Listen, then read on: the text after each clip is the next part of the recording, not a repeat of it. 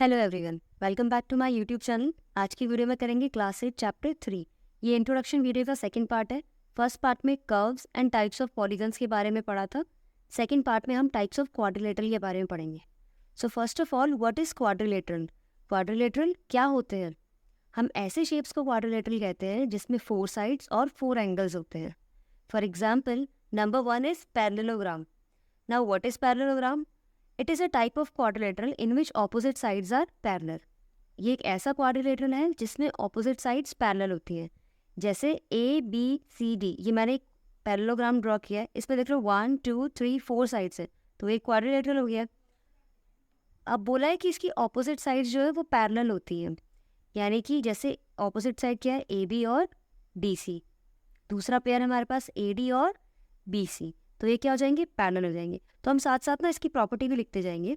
तो जैसे first property हो गई इसकी कि ऑपोजिट साइड पैरेलल, यानी कि AD पैरेलल टू BC लिख सकते हैं हम। और दूसरा पेयर इस पे बन रहा है AB parallel to DC, AB parallel to DC। दूसरा पैरेललोग्राम की प्रॉपर्टी ये भी होती है कि इसकी ऑपोजिट साइड्स पैरेलल होने के साथ साथ इक्वल भी होती है, यानी कि AB होगा DC के इक्वल और AD साइड हो जाएगी साइड BC के इक्वल। तो इसको लिख लेंगे हम AB equals to DC and AD equals to BC। ठीक है। थर्ड प्रॉपर्टी होती है कि इसके ऑपोजिट एंगल्स भी इक्वल होते हैं, यानी angle A equals to angle C और angle D equals to angle B, angle B equals to angle D। Now अब इसकी एक लास्ट प्रॉपर्टी और है, वो है इसकी डायगनल्स की प्रॉपर्टी। तो डायगनल होता है जब हम ऑपोजिट कॉर्नर को ऐसे ज्वाइन कर लेते हैं ना, तो ये जो लाइन है, इस लाइन को हम कहते हैं डायगनल। सो मानते हैं कि पैरेललोग्राम की जो दो डायगनल है ये इंटरसेक्ट कर रही है पॉइंट O पे। AC एंड BD दो डायगनल हो गई, पॉइंट O पे इंटरसेक्ट कर रही है। तो नेक्स्ट प्रॉपर्टी पैरेललोग्राम की कहती है कि इसकी जो डायगनल होती है वो बाइसेक्ट करती है एक दूसरे को। देखो, बाइसेक्ट का मतलब होता है इक्वल पार्ट्स में डिवाइड करना। तो ये डायगनल और ये वाले डायगनल दोनों इक्वल पार्ट्स में डिवाइड होंगे, यानी कि AO equals to OC and BO equals to OD। इस तरह से डायगनल इक्वली डिवाइड हो जाएगी। So AO equals to OC and BO equals to OD। Clear? So ये तो सारी प्रॉपर्टी है पैरेललोग्राम की। नाम से याद रखना है, पैरेललोग्राम का मतलब ऑपोजिट साइड्स जो होती है वो पैरेलल होती हैं, दोनों ही पेयर। ओके। अब इसके अलावा बाकी जितने भी टाइप के क्वाड्रिलेटरल हैं उन सबको हम पैरेललोग्राम की ही डेफिनेशन के रेस्पेक्ट में सीखेंगे। So let's come to second type of parallelogram. Now second type of quadrilateral is rhombus.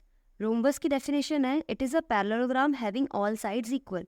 यानी रोम्बस एक तरह का पैरेललोग्राम ही होता है, बस इसकी सभी साइड्स कैसी होती है, इक्वल होती हैं।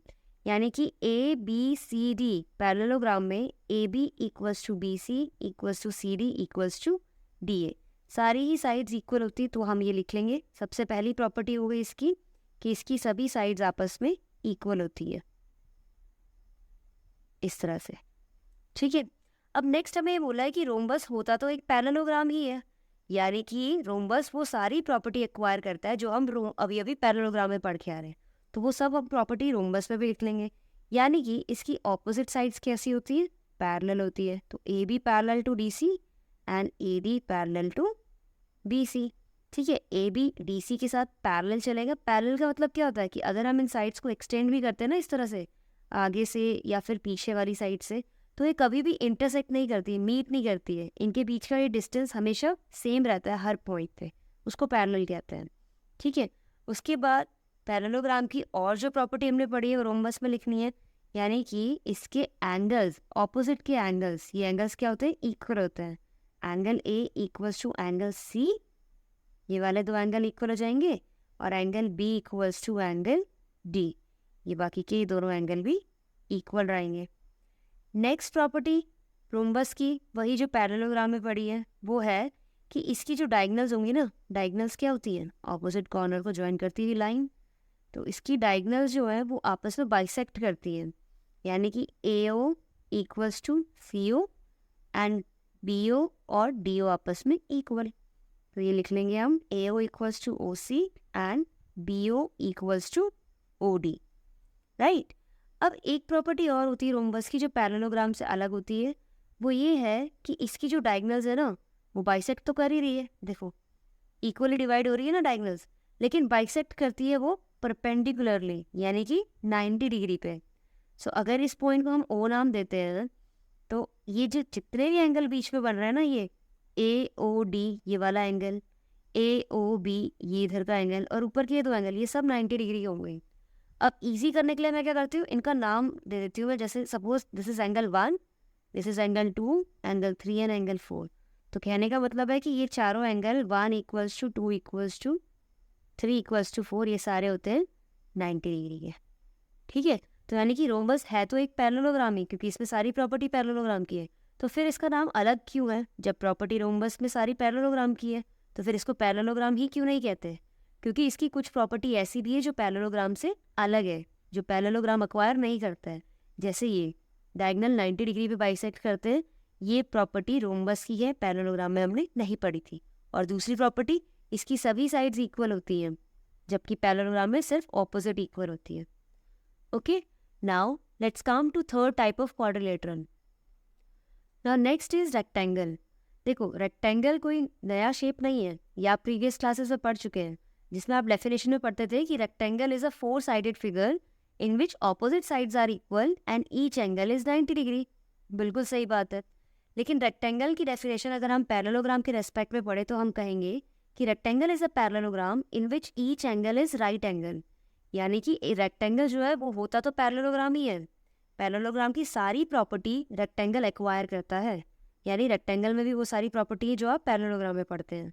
बस फ़र्क ये है कि रेक्टेंगल में हर एक एंगल 90 डिग्री का भी होता है, ये वाला एंगल जो कि पैरेललोग्राम में नहीं होता है। ठीक है, तो अब इसकी प्रॉपर्टीज़ लिख लेते हैं।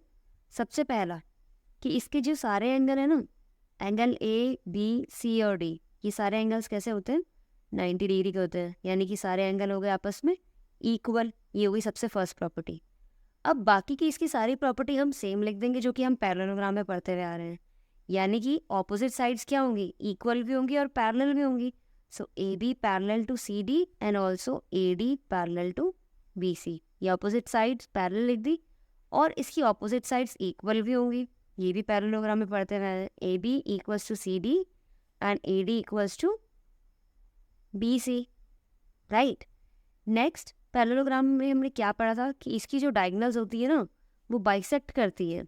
अब मान के चलो ए सी और बी डी जो है ओ पॉइंट पे एक दूसरे को मीट करती हैं, तो बाइसेक्ट होने का मतलब A O equals to O C and B O equals to O D. So ये हो गई हमारी next property, A O equals to O C and B O equals to O D, right. अब एक property और है rectangle की जो उसको पैरेललोग्राम से अलग करती है, वो ये है कि इसके डायगोनल्स आपस में बाइसेक्ट तो करते ही हैं, यानी इक्वली डिवाइड करते हैं, पर साथ साथ इसकी डायगोनल्स भी कम्प्लीटली इक्वल होते हैं, यानी कि diagonal A C is equals to diagonal B D, इनकी लेंथ आपस में इक्वल होती है इस तरह से। ठीक है, so this is a third quadrilateral rectangle.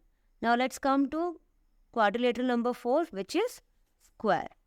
देखो ये एक स्क्वायर है ए बी सी डी। हम स्क्वायर को जनरली पढ़ते हुए आए हैं कि एक 4 साइडेड फिगर है जिसमें सारी साइड्स इक्वल होती है और सारे एंगल भी 90 डिग्री के होते हैं।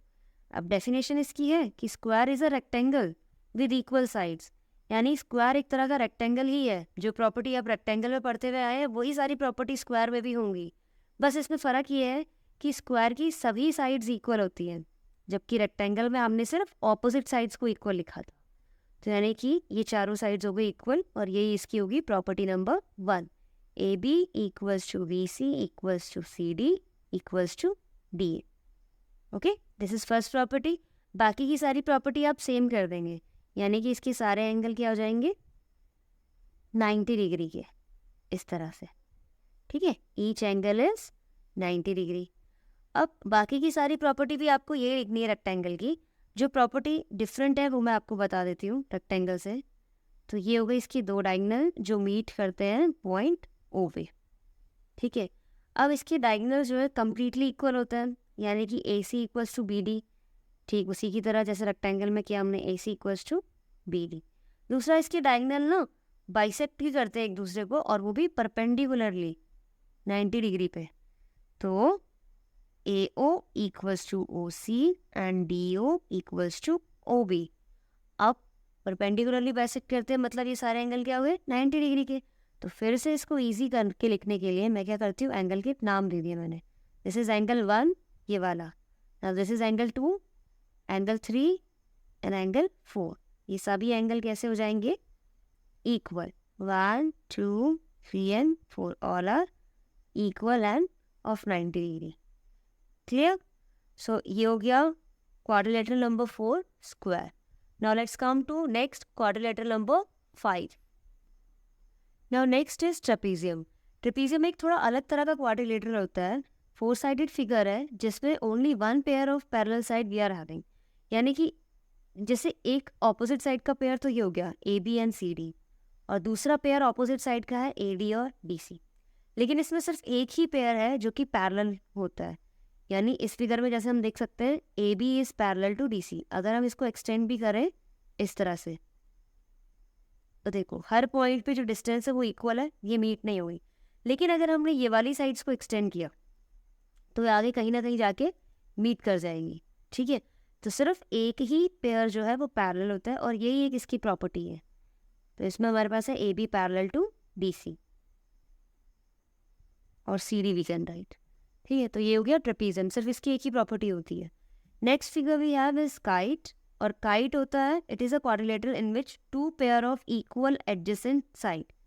इसमें इक्वल एडजेसेंट साइड का जो एक पेयर होता है वो इक्वल होता है। जैसे कि अगर मैं बोलूँ कि ABCD ये काइट शेप है।